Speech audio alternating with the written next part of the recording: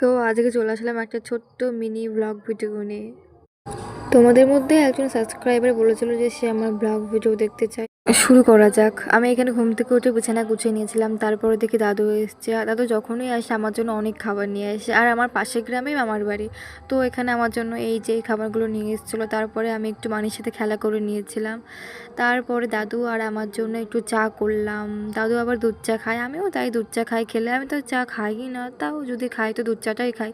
তো দাদু শুধু বলবে আমার হাতে চা নাকি খুব ভালো লাগে। জানি না, আমার তো ভালো লাগে না। তাও আমি এর আগে কখনো ব্লগ ভিডিও সত্যি করিনি, আর জানিও না ঠিক কীভাবে করতে হয়। তো আমি যা দেখেছি সেই অনুসারে করার চেষ্টা করলাম, জানি না কেমন হয়েছে।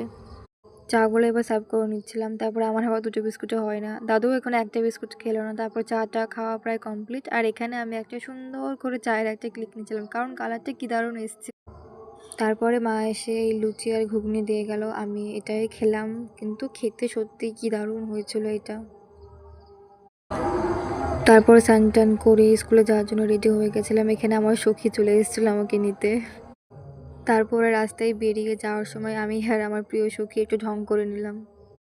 তারপর স্কুল ছুটি হয়ে যায়, আর এইদিকে আমার বান্ধবী শুরু হয়ে গেছে। আমার কপালটা এতই খারাপ, আমি আর কি করব দেখা ছাড়া। চলো মানিয়ে নেওয়া যাক। তারপর বাড়ি চলে এসেছিলাম, কিন্তু আয়নার সামনে দাঁড়িয়ে নিজেকে এত সুন্দর লাগছিল।